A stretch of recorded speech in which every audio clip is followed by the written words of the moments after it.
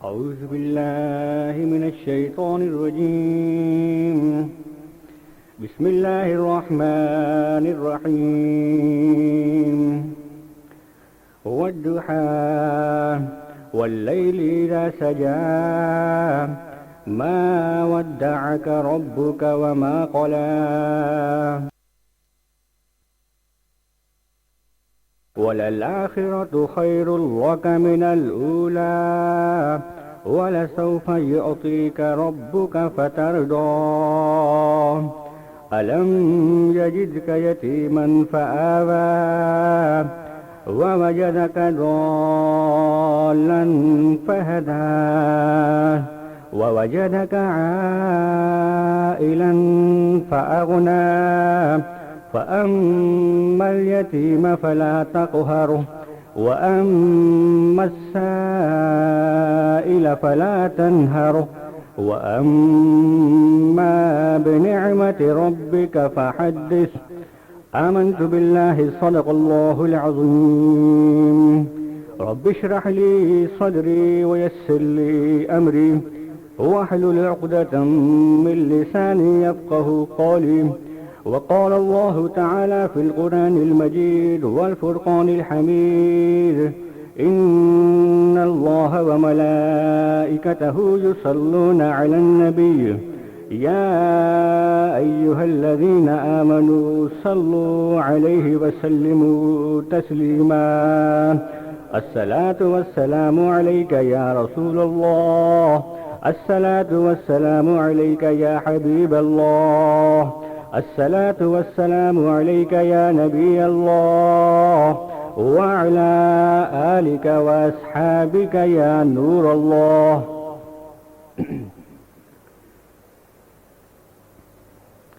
میرے معزز بھائیو اور دوستو، ہم اللہ تبارک و تعالیٰ کا بے پناہ شکر ادا کرتے ہیں کہ اللہ تبارک و تعالیٰ نے ہم سب کو اپنے اس مبارک کلام کی محبت میں اکٹھا فرمایا ہے، اور لامحدود درود و سلام نبی اکرم نور مجسم سرور کون و مکان سید عالم صلی اللہ تعالی علیہ وسلم کی ذات مقدسہ پر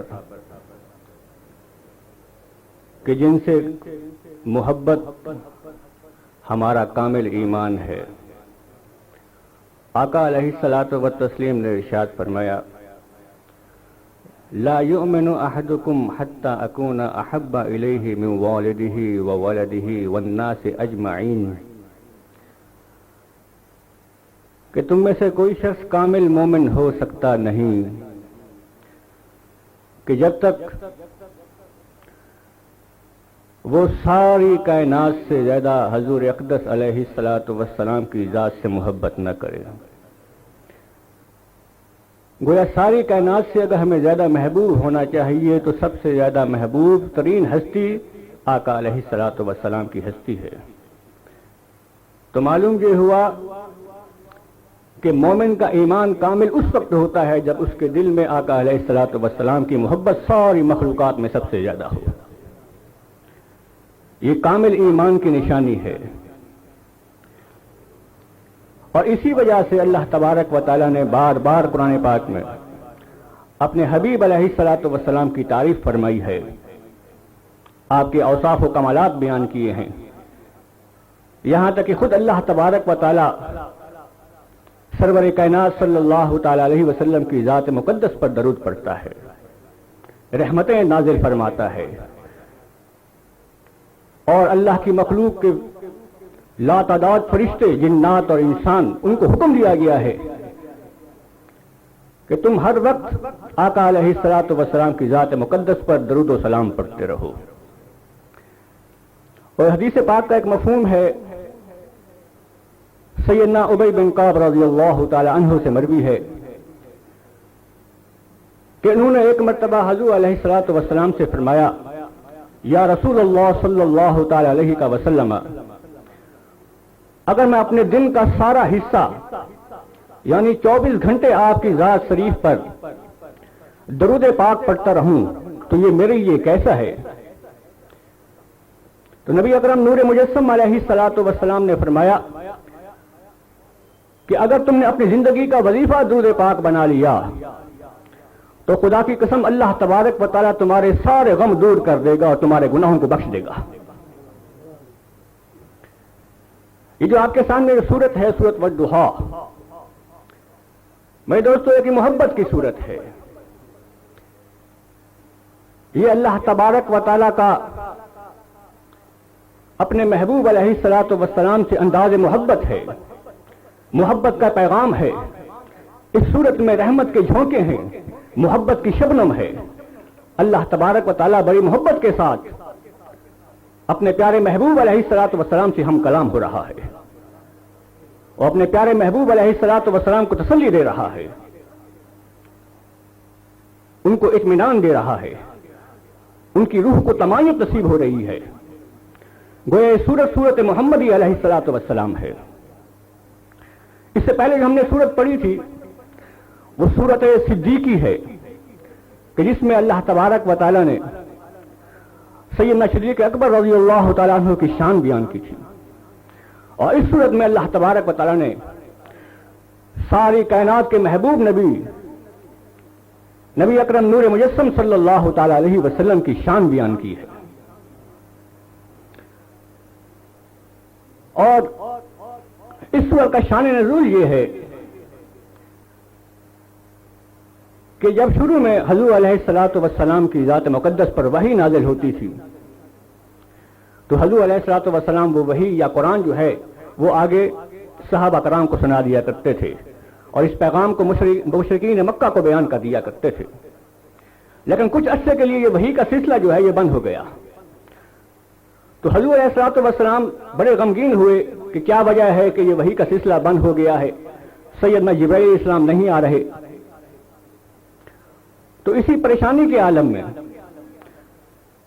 یہ عرصہ تقریباً 12 دن، کچھ روایات کے مطابق 15 دن، کچھ روایات کے مطابق 25 دن اور کچھ روایات کے مطابق 40 دن تھا کہ 40 دن تک وحی نہیں آئی۔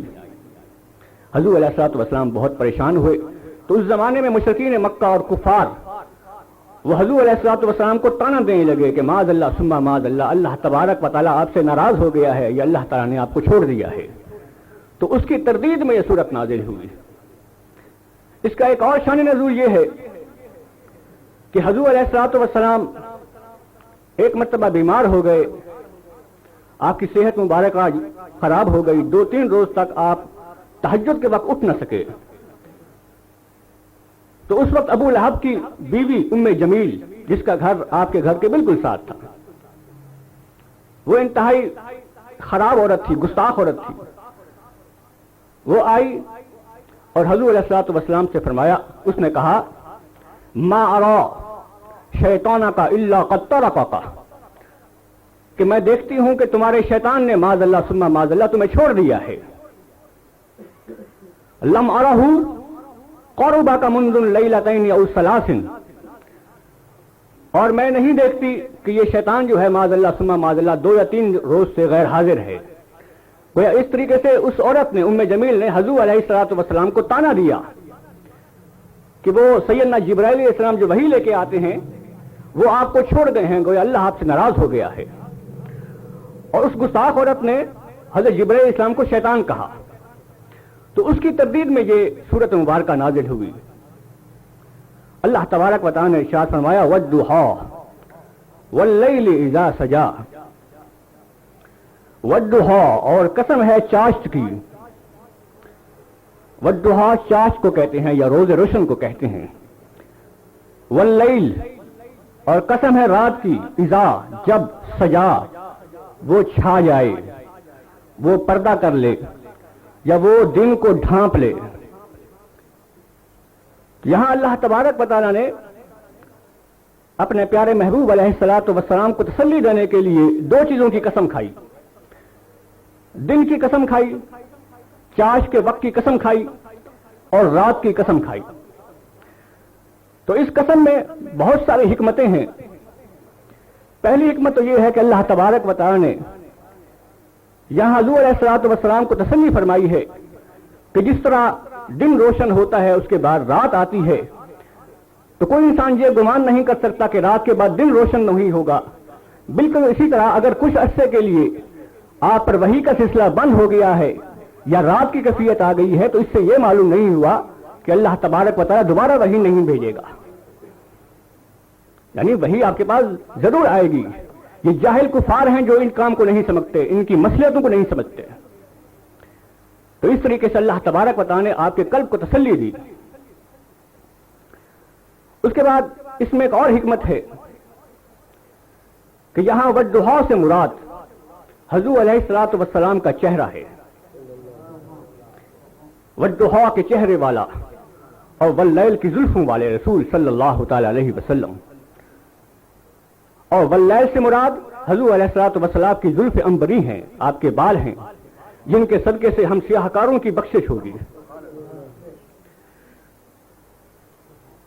اس کے علاوہ اس کے اور بہت سارے معنی ہیں۔ والضحیٰ سے مراد چاش کا وقت ہے، اور چاش کے وقت میں بہت سارے واقعات نمودار ہوئے کہ سیدنا موسیٰ علیہ السلام نے سب سے پہلے جب تبلیغ کی فرعون کو، اس وقت چاش کا وقت تھا۔ اس کے بعد جب مقابلہ ہوا حضرت موسیٰ علیہ السلام کا جادوگروں سے، تو حضرت موسیٰ علیہ السلام نے جب جادوگروں پہ فتح پائی تو اس وقت چاش کا وقت تھا، اور جب فرعون غرق ہوا دریا میں اس وقت چاش کا وقت تھا، اور حضور علیہ الصلوۃ والسلام جب غار حرا میں تھے عبادت فرما رہے تھے اس وقت وحی نازل ہوئی، اس وقت چاش کا وقت تھا۔ اس وجہ سے چاش کی قسم کھائی کیونکہ اس وقت کی نسبت اللہ کے محبوب لوگوں کے ساتھ ہے۔ اس کے بعد رات کی قسم کھائی۔ امام جعفر صادق رضی اللہ تعالیٰ عنہ فرماتے ہیں یہاں واللیل سے مراد وہ رات ہے جس رات کو اللہ تبارک و تعالیٰ نے حضرت موسیٰ علیہ السلام سے کلام کیا، یا اس رات سے مراد معراج کی رات ہے جس رات میں اللہ تبارک و تعالیٰ نے اللہ کا دیدار کیا، حضور علیہ الصلوۃ والسلام نے اللہ کا دیدار کیا۔ اس کے علاوہ کچھ مفسرین یہ فرماتے ہیں والضحیٰ سے مراد دن ہے جو روز روشن کی طرح ظاہر ہوتا ہے، تو اس کے ایک معنی یہ ہے کہ اس سے حضور علیہ الصلوۃ والسلام کے ظاہری احوال ہیں جو روز روشن کی طرح عیاں ہیں، آپ کی ظاہری خوبیاں ہیں، آپ کے ظاہری صفات ہیں، کمالات ہیں۔ اور واللیل رات سے مراد حضور علیہ الصلوۃ والسلام کے باطنی اسرار ہیں، باطنی احوال ہیں جن کو فقط ان کا پروردگار جانتا ہے۔ اسی طرح اس کے اور معنی ہیں کہ والضحیٰ سے مراد عظمت اسلام کا وقت ہے، جب حضور نبی اکرم صلی اللہ تعالی علیہ وسلم ظاہری طور پر اس دنیا میں موجود تھے اور نبوت کا سورج جو ہے وہ روشن تھا، فرمایا یہ والضحیٰ ہے۔ اور حضور علیہ الصلوۃ والسلام جب اس دنیا سے پردہ فرما گئے تو نبوت کا سورج روشن تھا ظاہری طور پہ، وہ پردہ فرما گیا، اس کے بعد رات آ گئی، تو رات سے مراد غربت اسلام کا زمانہ ہے۔ یہ معنی بھی ہیں۔ اس کے بعد دو باتوں کی قسم کھائی گئی، ایک چاش کی اور رات کی۔ یہ چاش کا وقت بھی بہت اہم ہوتا ہے، یہ سورج جب بلند ہوتا ہے اور زوال کے وقت کے تک یہ چاش کا وقت ہوتا ہے، اور اس وقت جو نماز پڑھی جاتی ہے اس کی بہت ساری فضیلتیں ہیں۔ حضور علیہ الصلوۃ والسلام نے فرمایا کہ چاش کی نماز پڑھا کرو، اور جو شخص 2 رکعت چاش کی نماز پہ مداومت اختیار کرتا ہے، یعنی ہمیشہ اسے پڑھتا ہے، اللہ تبارک و تعالیٰ اس کے گناہوں کو بخش دیتا ہے چاہے سمندر کی جھاگ کے برابر بھی ہوں۔ اسی طرح ایک حدیث ہے کہ حضور اکرم صلی اللہ تعالی علیہ وسلم نے ارشاد فرمایا کہ جو لوگ 12 رکعت نماز نفل چاش کے وقت پڑھتے ہیں، اللہ تبارک و تعالیٰ ان کے لیے جنت میں سونے کا محل بناتے ہیں۔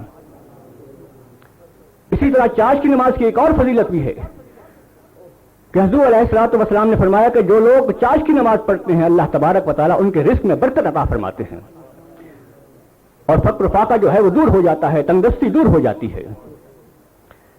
اس کے بعد واللیل اذا سجا، رات کی قسم، رات جو ہے وہ تہجد کا وقت ہے، اور تہجد کی نماز کی بہت ساری فضیلتیں ہیں کہ جو لوگ تہجد کی نماز پڑھتے ہیں قبر کا عذاب ان پہ ہلکا ہو جاتا ہے، یا انہیں قبر کا عذاب نہیں ہوتا، اور جو لوگ نماز تہجد پہ مداومت اختیار کرتے ہیں پل صراط پہ ان کے قدم جم جائیں گے، وہ آسانی سے پل صراط کو کراس کر لیں گے، اور نماز تہجد کی پابندی کرنے والے پہ جہنم کی آگ جو ہے وہ حرام ہو جاتی ہے۔ اس وجہ سے قسم کھائی واللیل اذا سجا۔ कुछ मुफस्सिरीन कराम ये फरमाते हैं कि वद्दुहा से मुराद अल्लाह के प्यारे हबीब अलैहिस्सलातु वस्सलाम का इल्म है, जो रोज़ रोशन की तरह आया है। अल्लाह तबारक व तआला ने अपने प्यारे हबीब अलैहिस्सलातु वस्सलाम को तमाम उलूम गैबी अता फरमाए और इनमें मा कान व मा यकून अता फरमाया, यानी अज़ल से लेके अबद तक जितने भी उलूम हैं अल्लाह तबारक व तआला ने अपने प्यारे महबूब अलैहिस्सलातु वस्सलाम को अता फरमाए। और वल्लैल से मुराद हुज़ूर अलैहिस्सलातु वस्सलाम के अखलाक हसना है कि जिनकी वजह से हमारे ऐब छुप जाएंगे, हमारी बख्शिश होगी, हमारी शिफात होगी। ये मुख्तलिफ मानी मुफस्सिरीन कराम ने इन दो आयतों के बयान किए हैं। उसके बाद फरमाया मा वद्दअका रब्बुका व मा क़ला। मा मन नहीं, वद्दअका आपको छोड़ा, विदा, विदा कहने छोड़ना, अलविदा जिसे हम लोगों मेहमानों को अलविदा कहते हैं, छोड़ देते हैं। नहीं आपको छोड़ा, रब्बुका आपके रब ने, वमा और नहीं, क़ला आपसे नाराज हुआ। यानी अल्लाह तबारक व तआला ने ऐ प्यारे हबीब अलैहिस्सलातु वस्सलाम ना आपको छोड़ा है ना आपसे नाराज हुआ है, बल्कि अल्लाह तबारक व तआला आपसे शदीद मोहब्बत करता है। यानी जो कुफार का ताना था कि माज़अल्लाह सुम्मा माज़अल्लाह, अल्लाह तबारक व तआला ने अपने प्यारे महबूब अलैहिस्सलातु वस्सलाम को छोड़ दिया है, या अल्लाह तबारक व तआला हुज़ूर अलैहिस्सलातु वस्सलाम से नाराज हो गया है, यहां उसकी तरदीद की गई कि अल्लाह तबारक व तआला ने अपने हबीब अलैहिस्सलातु वस्सलाम को ना छोड़ा है ना नाराज हुआ है। तो यहां एक बहुत अहम नुक्ता है, फरमाया मा वद्दअका रब्बुका, आपके रब ने, कितनी मोहब्बत का सीगा है, आपके रब ने आपको नहीं छोड़ा। यानी मुराद यह है कि अल्लाह की रहमत का ताल्लुक हर वक्त अपने प्यारे महबूब अलैहिस्सलातु वस्सलाम के साथ है। जब से अल्लाह तबारक व तआला ने अपने प्यारे महबूब अलैहिस्सलातु वस्सलाम को तखलीक किया है, उस वक्त से अल्लाह की रहमत का ताल्लुक हुज़ूर अलैहिस्सलातु वस्सलाम से है और अज़ल और अबद तक रहेगा, हमेशा हमेशा रहेगा। और इसी वजह से अल्लाह तबारक व तआला ने आपको मुख्तलिफ ताकतें अता की हैं। हुज़ूर अलैहिस्सलातु वस्सलाम की ज़ात मुक़द्दस ज़ाते मज़हरे ज़ाते किब्रिया है, मज़हरे नूरे किब्रिया है, मज़हरे इल्म किब्रिया है, मज़हरे कुदरत किब्रिया है।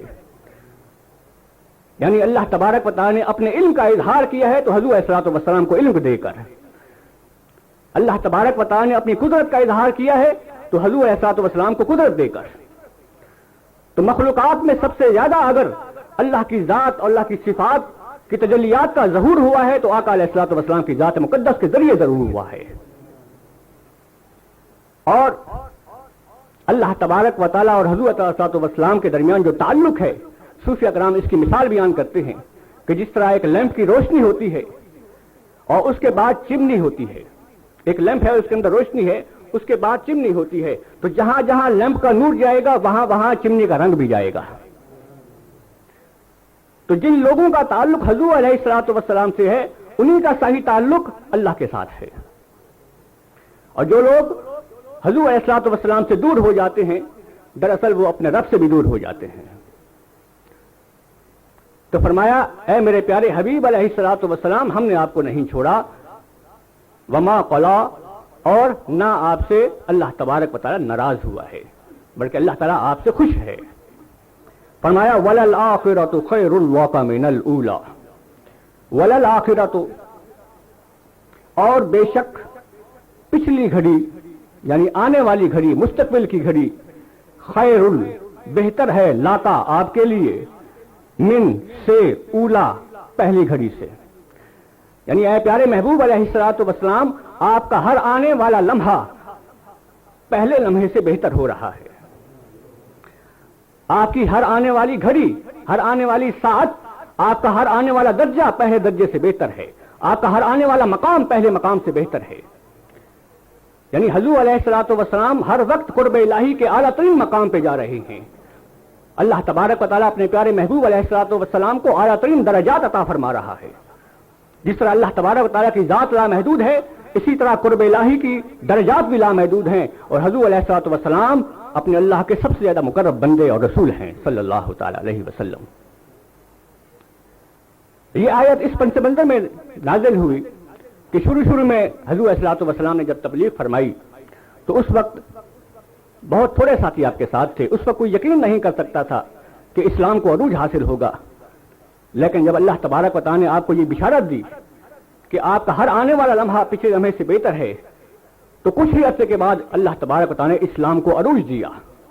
سیدنا ابن عباس رضی اللہ تعالیٰ عنہ سے ایک روایت مروی ہے کہ حضور علیہ الصلوۃ والسلام نے فرمایا کہ میری امت جو فتوحات کرے گی میں نے اسے دیکھ لیا ہے اور مجھے اس پہ بڑی مسرت ہوئی ہے۔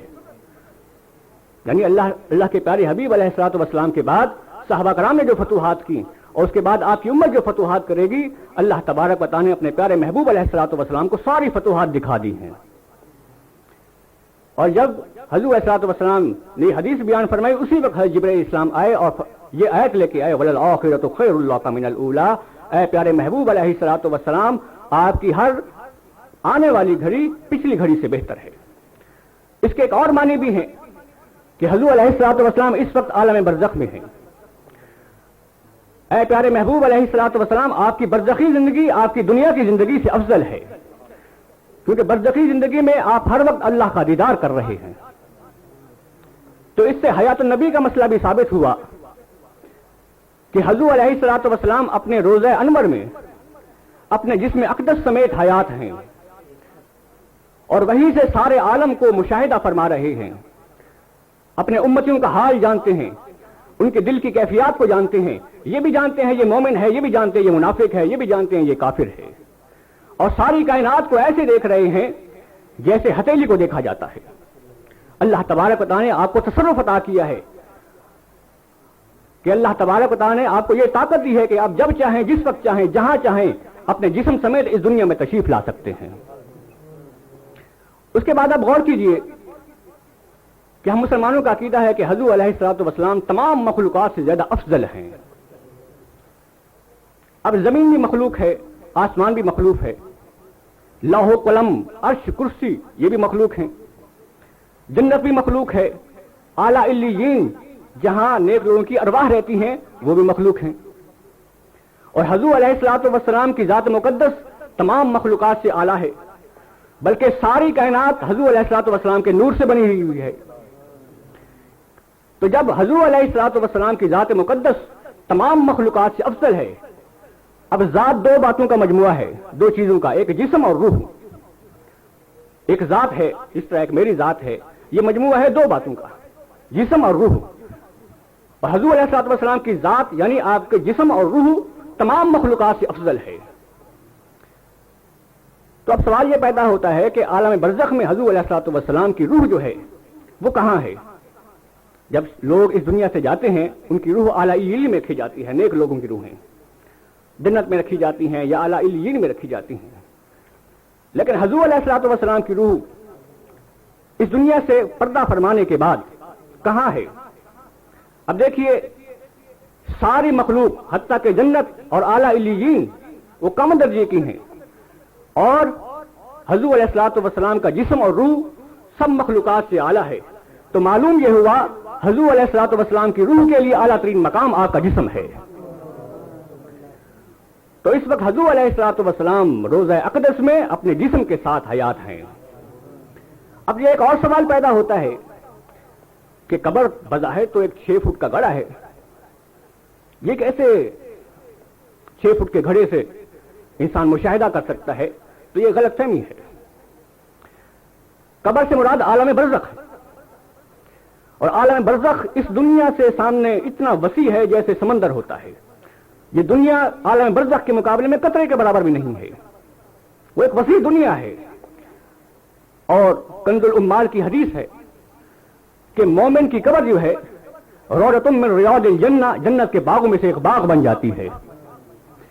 جب مومن کی قبر جو ہے جنت کے باغوں میں سے ایک باغ ہے، ایک عام مومن کی قبر، تو اولیاء کرام کی قبر جنت کے اعلیٰ ترین حسین باغوں میں سے ایک باغ ہوگی، صحابہ کرام کی قبریں اس سے بھی اعلیٰ درجے کے باغوں میں سے ایک باغ ہوگی، انبیاء کرام کی قبریں بہترین باغات ہوں گی، اور سید انبیاء صلی اللہ تعالی علیہ وسلم کی قبر سب سے زیادہ حسین ترین باغ ہوگا۔ تو مدینہ منورہ میں جو روضہ انور ہے وہ جنت کے بہترین باغوں میں سے ایک باغ ہے، اور حضور اقدس علیہ الصلوۃ والسلام اپنے جسم سمیت وہاں حیات ہیں۔ یہی وہ معنی ہے کہ آپ کی برزخی زندگی آپ کی دنیا کی زندگی سے افضل ہے۔ اس کے تیسرے معنی یہ ہیں کہ آپ کی آخرت کی زندگی یعنی قیامت کا لمحہ قیامت کا میدان، وہاں جب آپ کی زندگی ہوگی وہ اس دنیا کی زندگی اور برزخ کی زندگی سے بھی اعلیٰ ہوگی. یعنی قیامت کے دن حشر کے میدان میں ساری کی ساری امتیں آپ کے در دولت پہ حاضر ہوں گی اور شفاعت کی بھیک مانگے گی. یہاں بہت سارے لوگ، دنیا میں بہت سارے لوگوں نے حضور علیہ الصلوۃ والسلام کا انکار کیا، رسالت کا انکار کیا، آپ کی تکذیب کی، آپ کو جھٹلایا. بلکہ آج کل بہت سارے ایسے لوگ ہیں جو حضور علیہ الصلوۃ والسلام کی شان میں کمی کرتے ہیں، آپ کے عیب بیان کرتے ہیں، معاذ اللہ ثم معاذ اللہ. لیکن قیامت کے دن اللہ تبارک و تعالیٰ آپ کی شان کو اتنا اجاگر کر دے گا، آپ کی عظمت کو اتنا اجاگر کر دے گا کہ ساری کائنات دیکھے گی. اس وجہ سے فرمایا آپ کی آخرت کی زندگی پہلے کی زندگی سے بہتر ہے. اور قیامت کے لمحے میں اللہ تبارک و تعالیٰ شفاعت کبریٰ کے مقام پہ حضور علیہ الصلوۃ والسلام کو عطا فرمائے گا، مقام پہ وہاں رکھے گا، آپ کو شفاعت عطا کی جائے گی، مقام محمود عطا کیا جائے گا، حوض کوثر عطا کیا جائے گا، مقام وسیلہ عطا کیا جائے گا. حضور علیہ الصلوۃ والسلام تمام انبیاء کی گواہی دیں گے، آپ کی امتی تمام امتوں کی گواہی دیں گے. یہ آپ کو عظمتیں دی جائیں گی، یہ اوصاف و کمالات دیے جائیں گے. اس وجہ سے فرمایا کہ آپ کی بعد کی زندگی پہلی زندگی سے بہتر ہے، آپ کی آخر زندگی اس زندگی سے بہتر ہے. اس کے بعد ایک بہت پیارا نقطہ ہے، فرمایا کہ جو لوگ حضور علیہ الصلوۃ والسلام کے دامن سے وابستہ ہو جاتے ہیں ان کی آخر کی زندگی دنیا کی زندگی سے بہتر ہو جائے گی.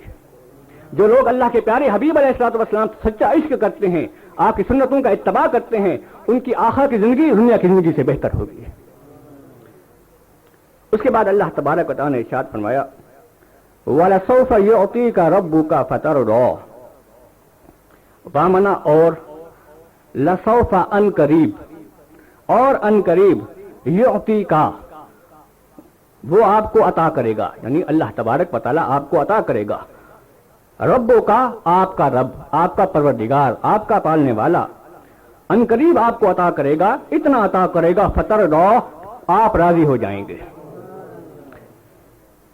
اے حبیب علیہ الصلوۃ والسلام ان قریب ہم آپ کو اتنا عطا کریں گے کہ آپ ہم سے راضی ہو جائیں گے. کتنی عظیم شان آیت ہے. ساری کائنات بلکہ انبیاء کرام علیہم السلام اپنے اللہ کی رضا چاہتے ہیں، لیکن اللہ تبارک و تعالیٰ اپنے محبوب کی رضا چاہتا ہے. تمام انبیاء کرام اپنے اللہ کو محبوب بنانا چاہتے ہیں، اللہ تبارک و تعالیٰ اپنے محبوب کو محبوب بنانا چاہتا ہے. اس وجہ سے حضور علیہ الصلوۃ والسلام کا لقب ہے حبیب اللہ، اللہ کا حبیب، جن سے اللہ محبت کرتا ہے.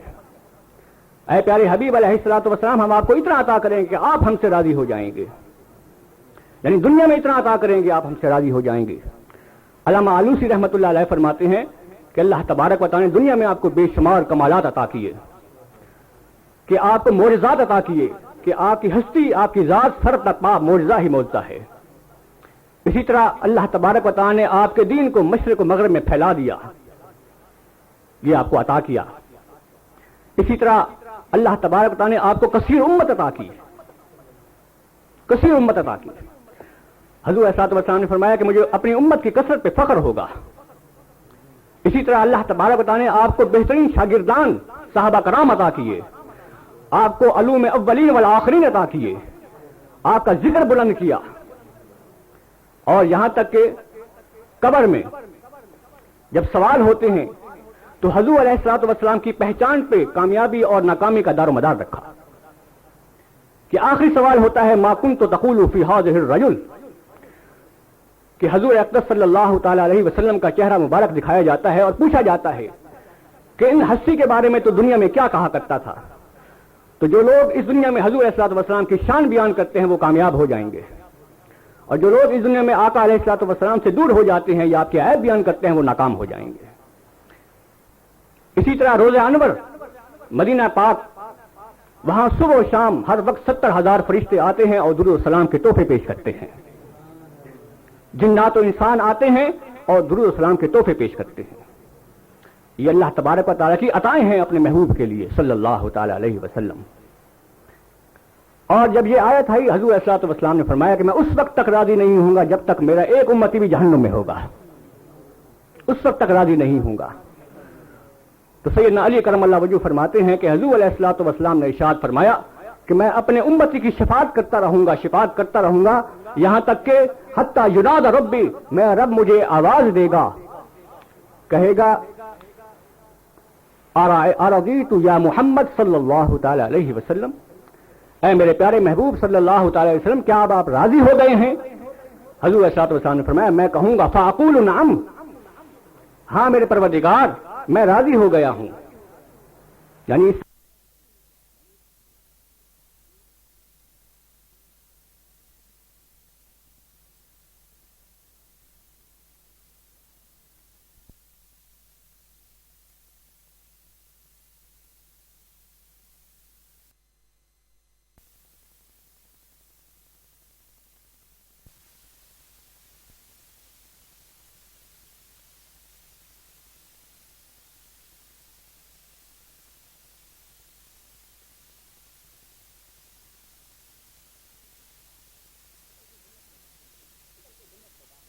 نکل کے جنت میں داخل نہیں ہو جائیں گے.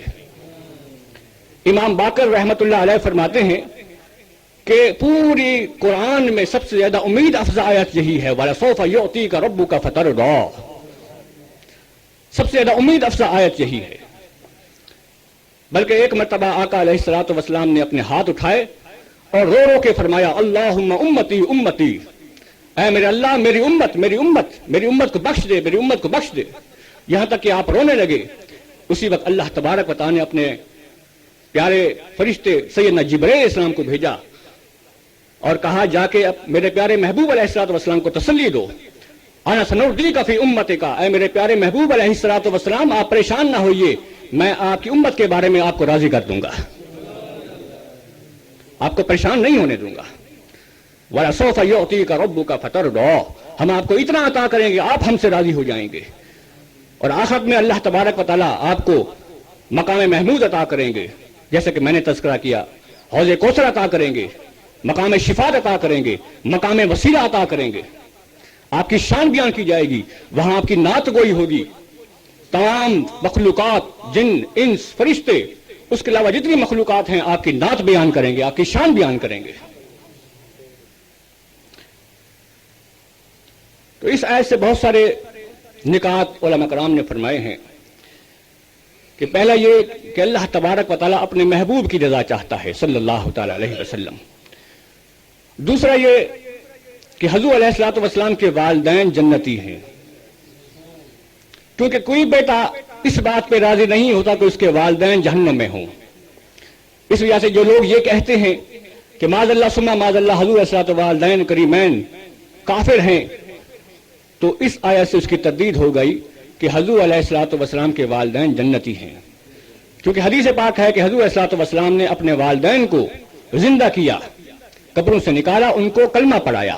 اب وہ دین محمدی صلی اللہ تعالی علیہ وسلم میں شامل ہیں، حضور علیہ الصلوۃ والسلام کے صحابی ہیں. آپ کے والدین صحابی ہیں، صحابی رسول ہیں صلی اللہ تعالی علیہ وسلم. اس کے بعد فرمایا الم یجدک یتیما فآوی. الم الف سے کہتے ہیں کیا، لم نہیں، کیا نہیں، یجد کا پایا آپ کو، یتیمن یتیم، فآوا پس ٹھکانہ دیا. اب اللہ تبارک و تعالی اپنے پیارے محبوب علیہ الصلوۃ والسلام کو جو نعمتیں عطا کی ہیں اس کا تذکرہ کر رہا ہے. اے میرے پیارے محبوب علیہ الصلوۃ والسلام،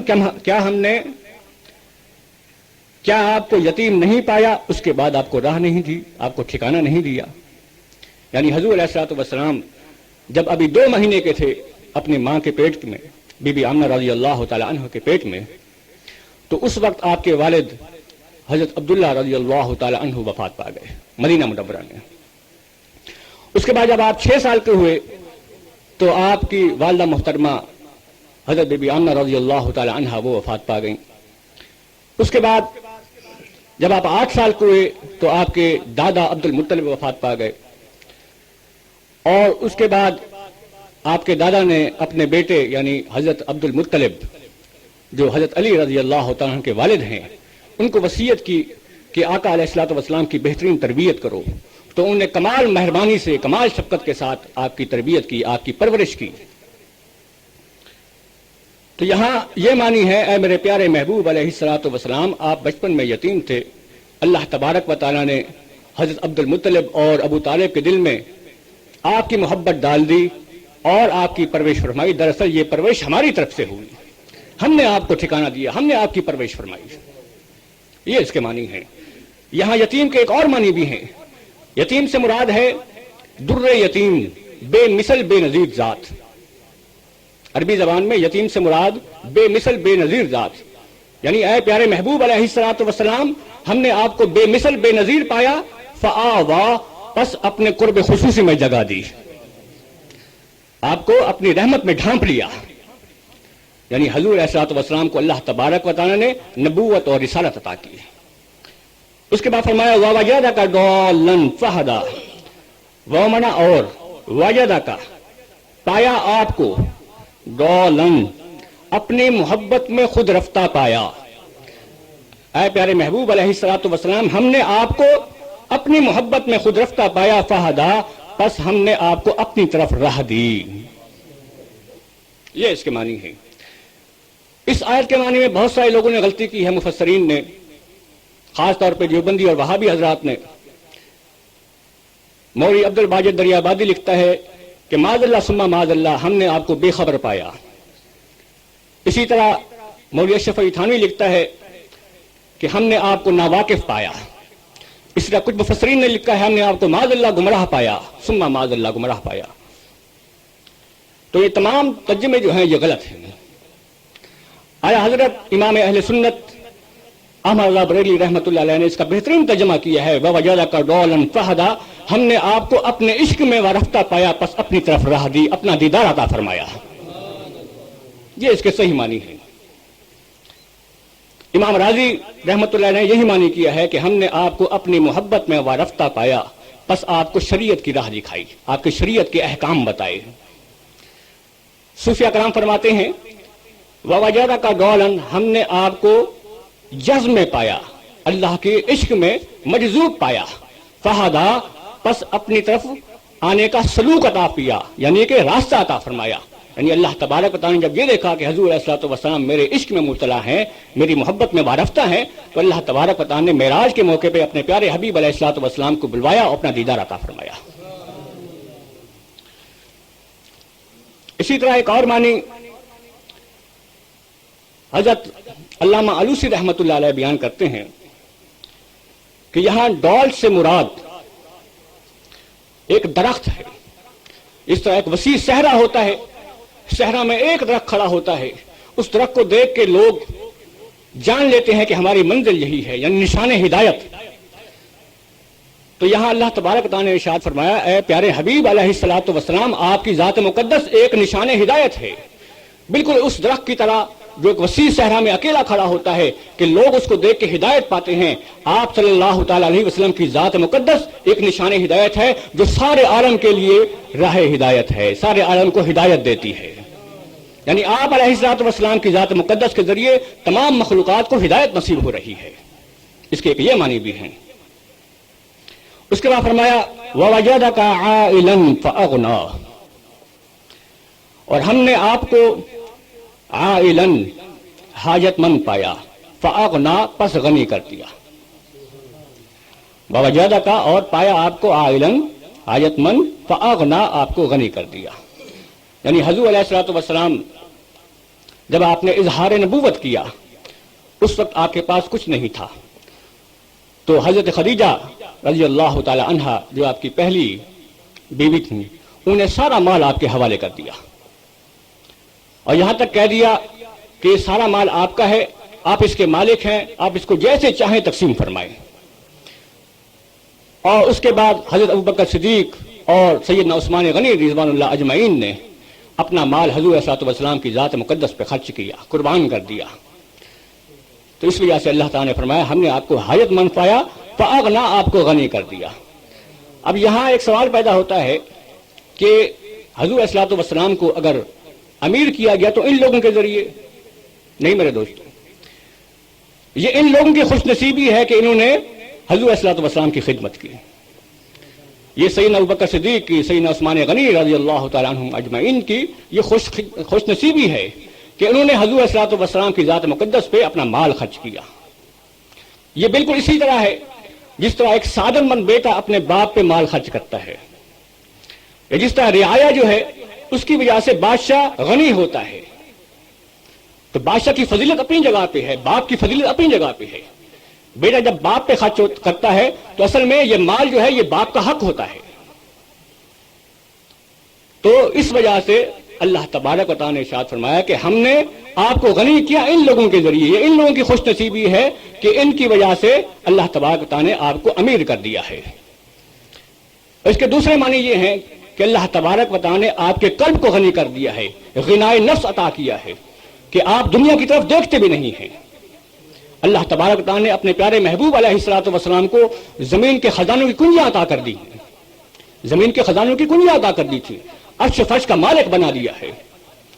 اور اس کی تائید ایک حدیث سے ہوتی ہے کہ حضور علیہ الصلوۃ والسلام نے فرمایا انی اعطیت مفاتیح خزائن الارض، کہ اللہ تبارک و تعالیٰ نے مجھے ساری کائنات کی خزانوں کی کنجیاں عطا کی ہیں. زمین کی کنجیاں اللہ تبارک و تعالیٰ نے اپنے پیارے محبوب علیہ الصلوۃ والسلام کو عطا کی ہیں. اور یہ حدیث بخاری شریف جلد نمبر 2 صفحہ 585 میں موجود ہے، مسلم شریف میں جلد نمبر 2 صفحہ نمبر 250 میں موجود ہے، اور مشکات شریف جلد نمبر 2 صفحہ نمبر 547 میں موجود ہے. مخالفین اس کو نہیں مانتے، لیکن 3 مستند کتابوں میں یہ حدیث موجود ہے کہ اللہ تبارک و تعالیٰ نے زمین کے خزانوں کی کنجیاں اپنے محبوب علیہ الصلوۃ والسلام کو عطا کی تھیں. بلکہ ایک مرتبہ آقا علیہ الصلوۃ والسلام اپنے حجرے میں تشریف لائے تو آپ صلی اللہ تعالی علیہ وسلم بہت کمزور ہو چکے تھے. آپ نے اختیاری فقر اختیار کیا ہے، اختیاری مسکینی اختیار کی ہے. تو سید عائشہ صدیقہ رضی اللہ تعالی عنہا وہ آپ کی ایسی حالت کو دیکھ کے رو پڑیں. انہوں نے کہا یا رسول اللہ صلی اللہ تعالی علیہ وسلم، آپ اللہ سے مانگیے اللہ تبارک و تعالی یہ کیفیت دور کر دے، یا کم از کم ایسی نوبت نہ آئے کہ فاقے کی کیفیت پیدا ہو جائے. تو حضور علیہ الصلوۃ والسلام نے فرمایا کہ یہ فاقے کی کیفیت میری اختیاری ہے. اے عائشہ رضی اللہ تعالی عنہا، لو شئت لصارت معی هذه الجبال ذهبا، اگر میں اشارہ کر دوں تو یہ پہاڑ سونے بن جائیں میرے ساتھ چلیں. اگر میں اشارہ کر دوں یہ پہاڑ سارے پہاڑ سونے بن کے میرے ساتھ چلیں. لیکن حضور علیہ الصلوۃ والسلام نے ان دنیا کی چیزوں کی طرف نگاہ بھی نہیں اٹھائی. اغناہم اللہ ورسولہ من فضلہ، اللہ تبارک و تعالی اور اس کا رسول اپنے فضل سے تم سب کو غنات عطا کرتے ہیں، غنی کر دیتے ہیں. یعنی حضور علیہ الصلوۃ والسلام پہلے سے ہی سخی ہیں، پہلے سے ہی غنی ہیں. بلکہ بخاری شریف میں کتاب التفسیر میں یہ حدیث پاک ہے اس آیت کے ترجمے میں کہ ہم نے آپ کو عیال دار پایا، ہم نے آپ کو عیال دار پایا، پس آپ کو غنی کر دیا تاکہ آپ تمام عیال کی پرورش فرمائیں.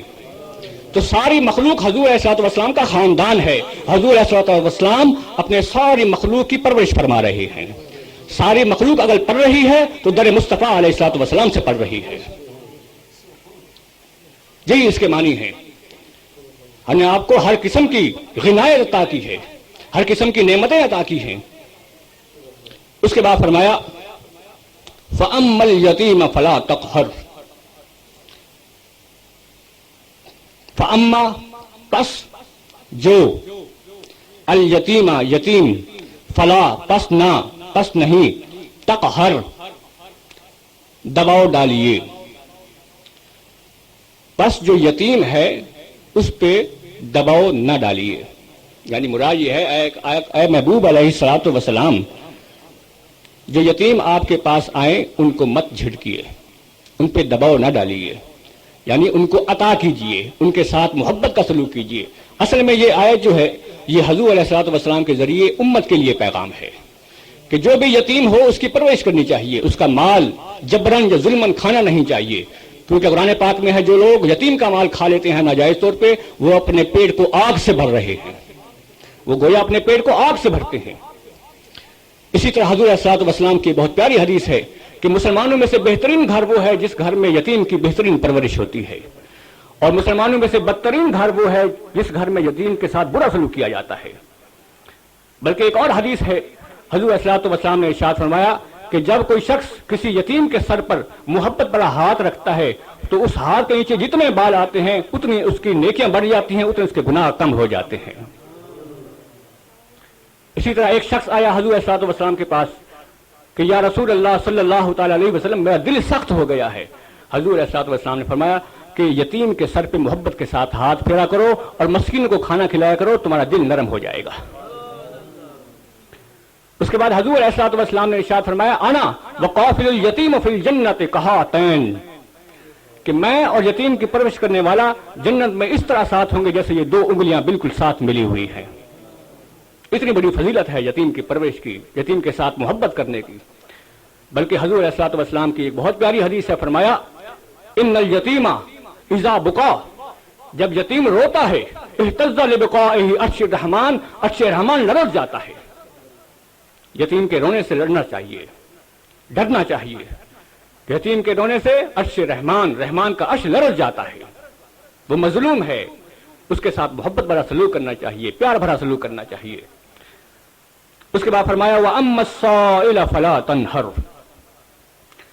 اور اما جو سائل سوالی، مانگنے والا، منگتا، بھیک مانگنے والا، فلا پس نہیں، تنہر جھڑکیے، پس اے محبوب علیہ الصلوۃ والسلام کوئی سوالی اگر آپ کے پاس آئے اس کو اپنے سے دور نہ کیجیے بلکہ اس کو سینے سے لگائیے، اس کو عطا کیجیے۔ جو سوالی آپ کے در پہ آتا ہے اس کو عطا کریے۔ اور اس آیت میں بہت سارے نکات ہیں۔ ایک تو سائل کی قید نہیں ہے کہ کس قسم کا سائل ہو۔ سائل کوئی ہو سکتا ہے مانگنے والا، کوئی روٹی مانگتا ہے، کوئی کپڑا مانگتا ہے، کوئی مکان مانگتا ہے، کوئی مال مانگتا ہے، کوئی کمال مانگتا ہے، کوئی شفا مانگتا ہے، کوئی دولت مانگتا ہے، کوئی اولاد مانگتا ہے، کوئی جنت مانگتا ہے، کوئی جہنم سے عذاب سے پناہ مانگتا ہے، کوئی ایمان مانگتا ہے، کوئی عرفان مانگتا ہے۔ ہر قسم کے سائل ہو سکتے ہیں۔ تو معلوم یہ ہوا حضور علیہ الصلوۃ والسلام کا در ایسا در ہے کہ جو بھی سائل آئے اللہ کے پیارے حبیب علیہ الصلوۃ والسلام اس کو عطا کر دیتے ہیں۔ جس قسم کا سائل آئے، جہاں سے آئے، جو مانگے اللہ کے پیارے حبیب علیہ الصلوۃ والسلام اس کو فوراً عطا کر دیتے ہیں۔ جس طرح ایک باپ خوش ہوتا ہے کہ اس کا بیٹا امیر ہے، اس کے بیٹے کا دروازہ فقیروں کے لیے، ہر قسم کے بھکاریوں کے لیے کھلا ہوا ہے، اللہ تبارک و تعالیٰ خوش ہے کہ میرے پیارے محبوب علیہ الصلوۃ والسلام کا در وہ در ہے کہ ہر قسم کا سوالی آپ کے در پہ آتا ہے اور فیض یاب ہو جاتا ہے۔ تو اسی وجہ سے ہر قسم کی دینی اور دنیاوی نعمتیں حضور علیہ الصلوۃ والسلام سے مانگنا جائز ہے۔ اسی وجہ سے صحابہ کرام رضوان اللہ اجمعین نے بار بار حضور علیہ الصلوۃ والسلام سے مانگا، اے پیارے حبیب علیہ الصلوۃ والسلام مجھے شفا عطا فرمائیے۔ ایک صحابی تھے جن کی آنکھ نکل گئی تھی جنگ کے دوران، آقا علیہ الصلوۃ والسلام کی خدمت میں حاضر ہوتے ہیں، یا رسول اللہ صلی اللہ تعالی علیہ وسلم میری آنکھ نکل گئی ہے، اس کا علاج کیجیے۔ اب آج ایک آنکھ نکل جائے کیا کرتے ہیں؟ آپریشن کرتے ہیں، سرجری ہوتی ہے، 6 گھنٹے کا آپریشن ہوتا ہے، اینستھیزیا دیا جاتا ہے، اس سے پہلے دوائیں دی جاتی ہیں، اس کے بعد نہ جانے کامیاب ہوتا ہے یا ناکام ہوتا ہے۔ لیکن آقا علیہ الصلوۃ والسلام یہ نہیں فرماتے جاؤ اللہ سے مانگو، میرے پاس کیوں آئے ہو، شرک ہو گیا معاذ اللہ، نہیں۔ حضور علیہ الصلوۃ والسلام شفا عطا فرمانے والے ہیں، اللہ کی عطا سے مشکل کشا بھی ہیں، حاجت روا بھی ہیں۔ تو جب وہ آئے صحابی، حضور علیہ الصلوۃ والسلام نے ان کی آنکھ پکڑی، اپنا لعاب دہن اس آنکھ پہ لگایا، فوراً وہ آنکھ لگا دی، جو ہی ہاتھ ہٹایا صحابی فرماتے ہیں میری آنکھ میں ایسا نور آ گیا کہ اس آنکھ سے بھی زیادہ تھا، ایسا نور آ گیا اسی وقت، ایک لمحے میں آنکھ ٹھیک ہو گئی۔ کہاں گئے وہ آپریشن، کہاں گئے وہ سرجری، کہاں گئے وہ بڑے بڑے آئی اسپیشلسٹ؟ یہ دیکھیے عطا کیا جا رہا ہے۔ سیدنا ابو ہریرہ رضی اللہ تعالیٰ عنہ حضور اقدس علیہ الصلوۃ والسلام کی خدمت میں حاضر ہوتے ہیں، یا رسول اللہ صلی اللہ تعالیٰ علیہ وسلم میرا حافظہ کمزور ہو گیا ہے، مجھے احادیث یاد نہیں رہتی، مجھے حافظہ عطا فرمائیے۔ حضور علیہ الصلوۃ والسلام نے یہ نہیں فرمایا جاؤ کشتہ کھاؤ، بادام روغن کھاؤ، سر پہ مالش کرو، نہیں فرمایا ہاں میں ہی حافظہ عطا کر سکتا ہوں۔ اسی وقت حضور علیہ الصلوۃ والسلام نے سیدنا ابو ہریرہ رضی اللہ تعالیٰ عنہ سے فرمایا کہ اپنی چادر لاؤ۔ وہ چادر لائے، آقا علیہ الصلوۃ والسلام نے وہ چادر بچھا دی، اور اس کے بعد ایسے اشارہ کیا جیسے آسمان سے کوئی چیز لی جاتی ہے، اس کے بعد اس چادر کے اوپر ڈال دیا۔ اب کوئی چیز نظر نہیں آ رہی، اشارہ کیا اور چادر پہ ڈال دیا، اور سیدنا ابو ہریرہ رضی اللہ تعالیٰ عنہ سے فرمایا اس چادر کو سینے سے لگا لو۔ تو جب سیدنا ابو ہریرہ رضی اللہ تعالیٰ عنہ نے وہ چادر سینے سے لگائی، فرمایا میرا سینہ جو ہے نور نور ہو گیا ہے۔ اس کے بعد سیدنا ابو ہریرہ رضی اللہ تعالیٰ عنہ فرماتے ہیں، بخاری شریف کی حدیث ہے، فما نسیت شیئا بعد، اس کے بعد میں ایک حدیث بھی نہیں بھولا، حافظہ ایسا تیز ہو گیا ایک حدیث بھی نہیں بھولا۔ یعنی حضور علیہ الصلوۃ والسلام اللہ کی اطاعت سے حافظہ بھی عطا فرماتے ہیں۔ ایک اور صحابی ہے، اے پیارے حبیب علیہ الصلوۃ والسلام مجھے جنت عطا کیجئے۔ حضور صلی اللہ علیہ وسلم نے فرمایا جاؤ عطا کر دی۔ معلوم یہ ہوا اللہ کے پیارے حبیب علیہ الصلوۃ والسلام جنت کے مالک ہیں، جبھی تو عطا کر رہے ہیں۔ اللہ کے پیارے حبیب علیہ الصلوۃ والسلام کے پاس ہر قسم کی نعمتیں ہیں، جبھی تو عطا کر رہے ہیں۔ اس کی تائید ایک حدیث سے ہوتی ہے، انما انا قاسم واللہ یؤتی۔ اللہ تبارک و تعالیٰ نے اپنے پیارے محبوب علیہ الصلوۃ والسلام کو ساری کائنات کی نعمتیں عطا کی ہیں، اور آقا علیہ الصلوۃ والسلام یہ نعمتیں تقسیم فرما رہے ہیں۔ انما انا قاسم، میں تقسیم کر رہا ہوں، ظاہری حیات میں بھی اب بھی تقسیم کر رہے ہیں اور وہاں بھی تقسیم کریں گے۔ یہ حضور علیہ الصلوۃ والسلام کے کمالات ہیں۔ تو معلوم یہ ہوا ہر قسم کی نعمتیں مانگنا آقا علیہ الصلوۃ والسلام سے مانگنا جائز ہے۔ اس وجہ سے بخاری شریف میں حدیث ہے، سیدنا جابر بن عبداللہ رضی اللہ تعالیٰ عنہ سے مروی ہے کہ آقا علیہ الصلوۃ والسلام نے کسی سائل کے جواب میں کبھی لا نہیں فرمایا، کبھی نہیں فرمایا، بلکہ ہمیشہ عطا کیا ہے۔ اور اللہ تبارک و تعالیٰ نے آپ کو عرش فرش کا مالک بنایا ہے، جبھی تو آپ عطا کر رہے ہیں۔ کسی کے پاس پیسہ ہوگا دوسروں کو عطا کرے گا، کسی کے پاس علم ہوگا دوسروں کو عطا کرے گا، کسی کے پاس جنت ہوگی دوسروں کو عطا کرے گا، کسی کے پاس جہنم کے عذاب سے بچانے کی طاقت ہوگی جبھی تو اس کو بچائے گا۔ معلوم یہ ہوا اللہ تبارک و تعالیٰ نے اپنے پیارے حبیب علیہ الصلوۃ والسلام کو ہر چیز کا مالک بنا دیا ہے، جبھی تو عطا فرما رہے ہیں، ساری نعمتیں عطا فرما رہے ہیں۔ بلکہ ایک مرتبہ ترمذی شریف کی حدیث ہے کہ بحرین سے ایک علاقہ ہے، جنگ ہوئی تھی، 90,000 درہم حضور علیہ الصلوۃ والسلام کی خدمت اقدس میں حاضر ہوئے۔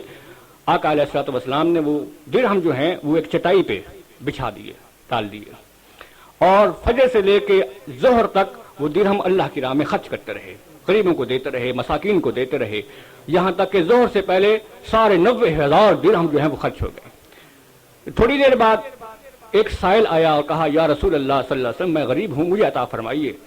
آقا علیہ الصلوۃ والسلام نے فرمایا کہ 90,000 درہم جو ہیں وہ ختم ہو گئے ہیں، لیکن فرمایا تم پریشان مت ہو، تم فلاں دکاندار کے پاس چلے جاؤ اور اس سے کہو کہ آقا علیہ الصلوۃ والسلام کے کھاتے میں لکھ دو، حضور علیہ الصلوۃ والسلام تمہارا قرضہ عطا کر دیں گے۔ تو اس وقت سیدنا عمر رضی اللہ تعالیٰ عنہ وہ تشریف فرماتے فرمایا یا رسول اللہ صلی اللہ تعالیٰ علیہ وسلم آپ کیوں تکلیف کرتے ہیں؟ اللہ تعالیٰ نے آپ کو مکلف نہیں کیا ہے کہ آپ قرض لے کے سائل کے سوال کو پورا کریں۔ تو حضور علیہ الصلوۃ والسلام خاموش ہو گئے، آپ نے اس بات کو پسند نہیں کیا۔ اس وقت ایک انصاری صحابی بیٹھے ہوئے تھے، فرمایا ان صحابی نے فرمایا یا رسول اللہ صلی اللہ علیہ وسلم آپ دل کھول کے خرچ کیجئے، اللہ تبارک و تعالیٰ آپ کو عطا کر رہا ہے، آپ خرچ کرتے رہیے۔ تو حضور علیہ الصلوۃ والسلام کا چہرہ مبارک جو ہے پھول کی طرح شگفتہ ہو گیا، فرمایا ہاں میرے رب نے مجھے اسی بات کا حکم دیا ہے، جب بھی کوئی سائل میرے پاس آئے گا میں اسے عطا کروں گا، جس قسم کا سائل آئے گا میں اس کو عطا کروں گا۔ اور یہاں قید نہیں ہے زمانے کی کہ حضور علیہ الصلوۃ والسلام کی دنیا ان کی ظاہری حیات میں مانگنا ہے، نہیں، اب بھی مانگ سکتے ہیں جو مانگنا ہے، حضور علیہ الصلوۃ والسلام کے وسیلے سے ہر کچھ مانگ سکتے ہیں۔ اور یہ بھی قید نہیں ہے کہ مدینہ جانا ہے، بلکہ کوئی فریادی جہاں سے بھی فریاد کرے گا اس کی فریاد وہاں پہنچ جائے گی۔ حضور علیہ الصلوۃ والسلام نے فرمایا کہ میں تمہارے درود پاک کو خود سنتا ہوں، تم جہاں سے بھی پڑھتے ہو، اور جب کوئی شخص درود پاک پڑھتا ہے اس پہ اللہ کی 10 رحمتیں نازل ہوتی ہیں۔ اور حضور علیہ الصلوۃ والسلام نے فرمایا کہ میں اس کی مدد کو پہنچتا ہوں، یعنی اللہ کی عطا سے اللہ کے پیارے حبیب علیہ الصلوۃ والسلام اس کے لیے دعا کرتے ہیں، اس کی جائز حاجات پوری ہو جاتی ہیں۔ اسی وجہ سے فرمایا وَأَمَّا السَّائِلَ فَلَا تَنْهَرْ، اور جو سائل آپ سے سوال کرے اے پیارے حبیب علیہ الصلوۃ والسلام اس کو عطا کر دیجیے۔ شیخ عبدالحق محدث دہلوی رحمۃ اللہ علیہ عشیۃ اللمعات ان کی کتاب ہے، جلد نمبر 1 صفحہ نمبر 396 میں فرماتے ہیں، وہ کیا کہتے ہیں، معلوم میں شبد ایسا معلوم ہوتا ہے کہ قار ہما بدست کرامت اوست، بدست ہمت و کرامت اوست، معلوم یہ ہوتا ہے کہ ساری دنیا کے کام آپ کے ہاتھ میں ہے، ساری دنیا کے کام آپ کے ہاتھ میں ہے، ہر چے خواہد جس کو چاہے عطا کرتے ہیں، ہر کرا خواہد جس کے لیے چاہے عطا کرتے ہیں، اور اللہ کے بے اذن پروردگار خود میں دہد خود اس کو عطا کر دیتے ہیں۔ یہ شیخ عبدالحق محدث دہلوی رحمۃ اللہ علیہ کا عقیدہ ہے کہ اللہ کی عطا سے اللہ کے پیارے حبیب علیہ الصلوۃ والسلام ہر قسم کی نعمتیں خود اپنے پروردگار کے ان سے اپنی مخلوقات کو، تمام مخلوقات کو عطا کرتے ہیں۔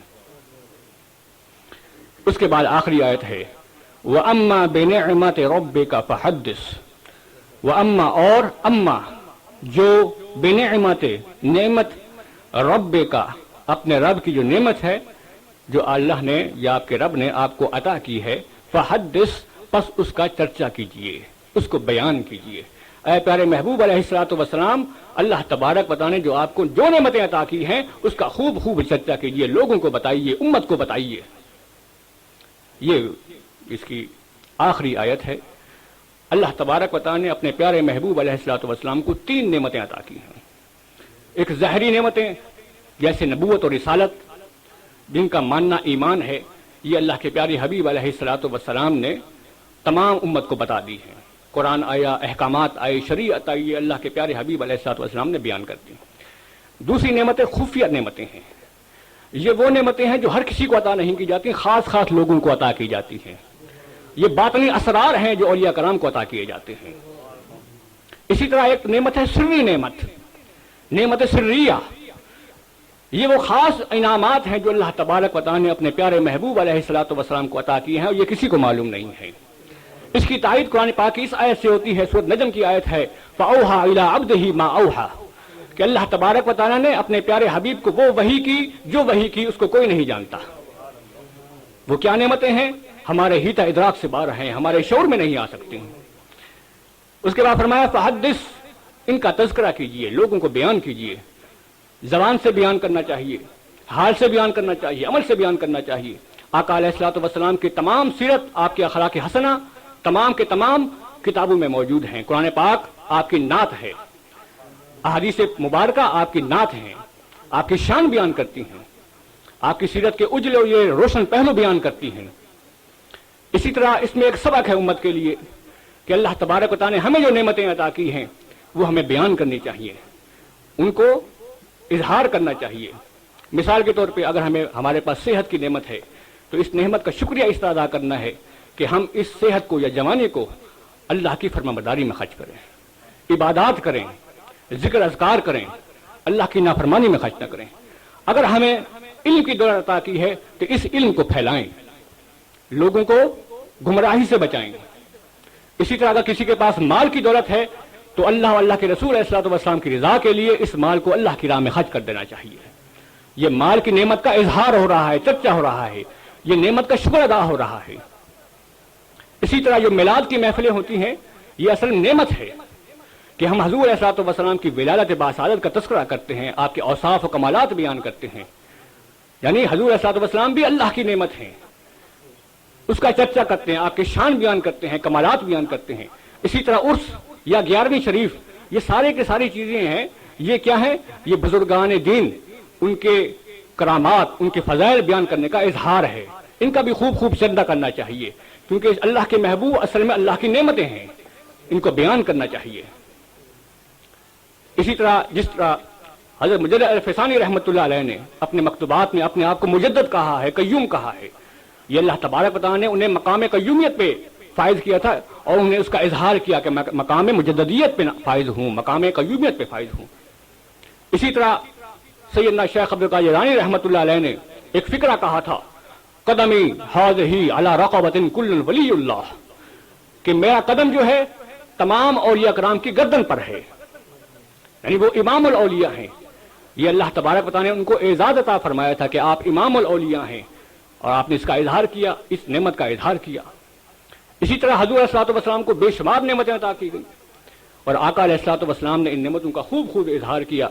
حضرت ابو سعید خدری رضی اللہ تعالیٰ عنہ کی حدیث پاک ہے جو مشکاۃ شریف میں موجود ہے اور مسلم شریف میں موجود ہے اور ترمذی شریف میں موجود ہے، کہ حضور علیہ الصلوۃ والسلام نے ایک مرتبہ فرمایا، انا سید ولد آدم ولا فخر، انا سید ولد آدم یوم القیامت ولا فخر، میں قیامت کے دن بنی آدم، تمام بنی آدم کا سردار ہوں گا، اور مجھے اس بات پہ کوئی فخر نہیں ہے بلکہ حقیقت کا اظہار ہے۔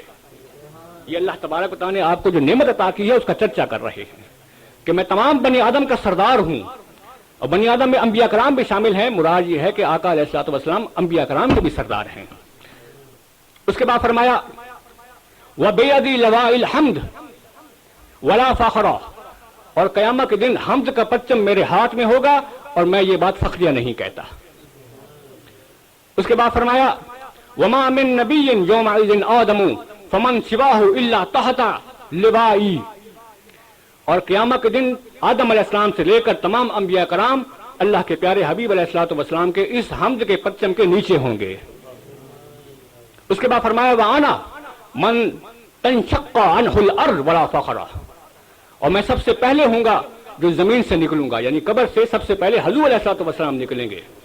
یہ آپ کی شان ہے، یہ اللہ کی نعمت ہے جو آپ پہ عطا کی گئی ہے۔ اس کے بعد آپ نے فرمایا وَأَنَا أَوَّلُ يَقْرَعُ بَابَ الْجَنَّةِ، اور میں سب سے پہلا ہوں گا جو جنت کا دروازہ کھٹکھٹائے گا۔ یہ اللہ تبارک و تعالیٰ نے ایک اور نعمت آپ کو عطا کی، فرمایا وَأَنَا خَاتَمُ النَّبِيِّينَ، میں آخری نبی ہوں، لا نبی بعدی، میرے بعد کوئی نبی ہی نہیں ہے۔ اس کے بعد فرمایا انی قد اوتیت مفاتیح خزائن الارض، مجھے زمین کے خزانوں کی کنجیاں عطا کی گئی ہیں۔ یہ اللہ کی نعمت ہے جو آپ پہ عطا کی گئی ہے، اور آپ صلی اللہ علیہ وسلم اس کا اظہار کر رہے ہیں۔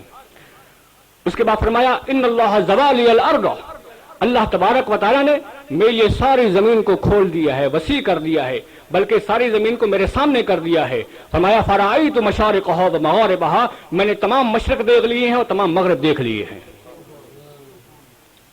تو حضور علیہ الصلوۃ والسلام نے جو نعمتیں اللہ تعالیٰ نے آپ صلی اللہ تعالیٰ علیہ وسلم کو عطا کی تھی، اس کا آپ نے خوب اظہار کیا، اور ہمیں بھی چاہیے ہم آقا علیہ الصلوۃ والسلام کی خوب شان بیان کریں، ہماری زندگی اس کام میں گزر جائے، آپ کے اوصاف و کمالات کو بیان کرنا چاہیے، اور اللہ تبارک و تعالیٰ سے دعا ہے کہ اللہ تعالیٰ ہمارے دلوں میں عشق رسول صلی اللہ تعالیٰ علیہ وسلم پیدا فرمائے، اور جنت میں آپ کا قرب عطا فرمائے، اور اپنا دیدار عطا فرمائے۔ وآخر الدعوانا الحمد للہ رب العالمین۔